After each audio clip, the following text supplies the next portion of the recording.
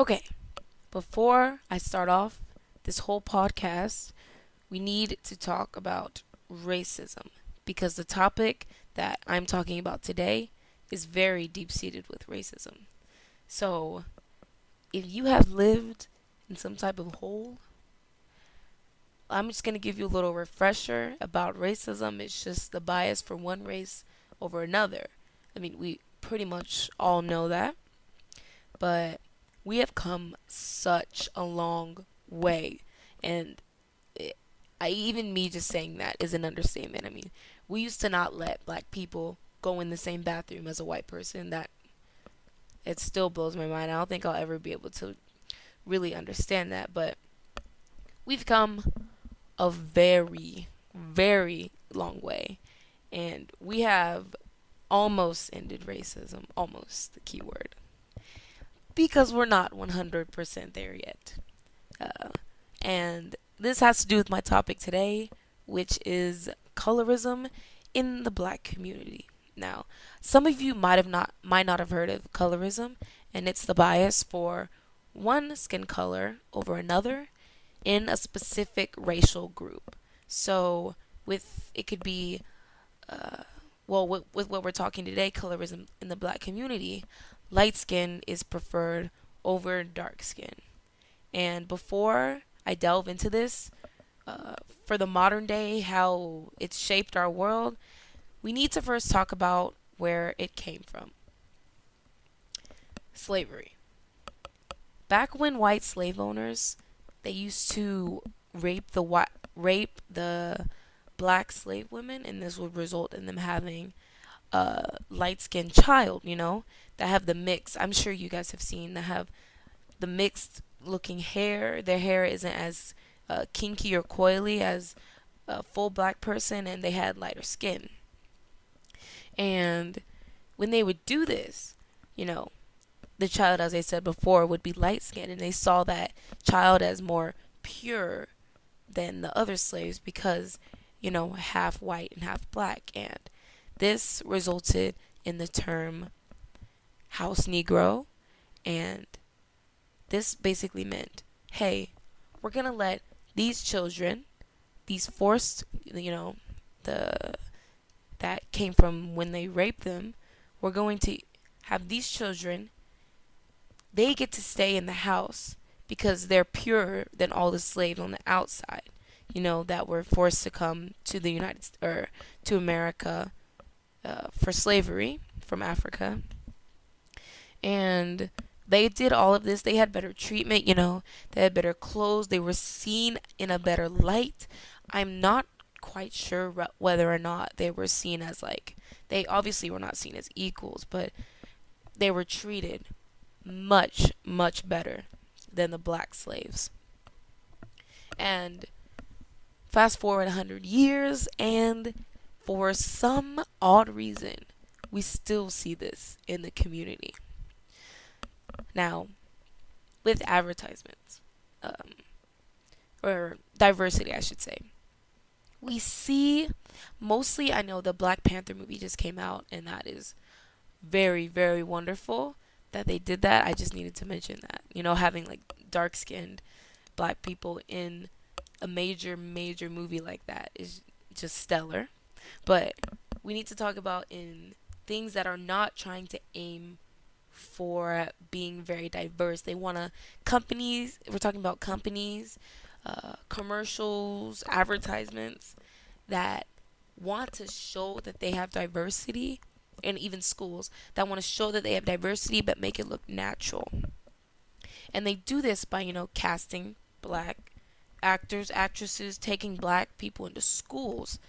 But the thing about this is that if you look on many, many advertisements and commercials especially, they will use light skin models, especially with women, especially with black women, they will use light skin black women for actors and actresses, or actors. They will use light skinned women in many commercials that want to cast and make it look like they have a lot of diversity, because the public will see them in a better light, as compared to a dark skinned woman. And it just goes back to, the foundation of where this came from. That they were seen as better. And I know that this society today uh, really likes to talk about representation. And when a black child will see only light skinned children, uh, they want to be like them, because that's all they really knew as a child. And that kind of segues into what I'm going to talk about next, which is uh, the skin whitening. Now, I know that this seemed like crazy because now in America, if you have any sort of advertisement for making your skin whiter, you will be blasted off the face of this earth by every single person. Twitter will bash you, Instagram will bash you, people on the TV will bash you. But recently, let me tell you something real quick. The skin whitening industry is a $1 billion industry. People are still buying this stuff even though we don't see it with their eyes, especially in East Asia and Africa. Now, in these two societies, lighter skin is seen as better, but they don't really try to hide it like the USA does. You know, we love to say that we like every type of skin color. Companies love to say that, but when you really look deep, they don't really support this. But over there, they do not try to hide it whatsoever. I mean, in Africa, I'm gonna put some stuff on the screen.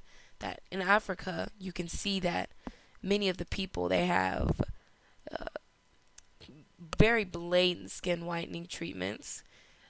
For billboards, very blatant advertising. And even in especially, I know that many of you people don't know about um, the current climate, I should say. Not climate, the current, I'll say society, but the current society, especially in South Korea. The Olympics just came there. But many of the actors and actresses have very, very pale skin. I mean, sometimes it's just crazy that they do not want their skin to get tan. You know, they like light skin. That's even in Africa. They have clips of people saying, "Oh, all the girlfriends, what they call all the girlfriends have light skin, or light skin looks better. It makes me look better." And even in America, uh, children wanting to be mixed. You know, little black children wanting to be mixed because they think it looks better, or the whole fascination a couple years ago with light skinned guys on social media. That just really goes to show how it's still so deep seated, you know?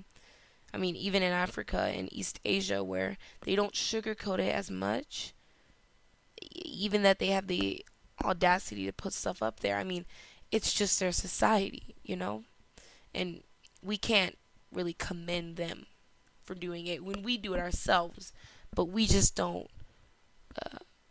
we just don't really acknowledge it how we should. But now we're gonna talk about what's gonna be done about this. So there are not many regulations and stuff on the government because you can't teach people what to think.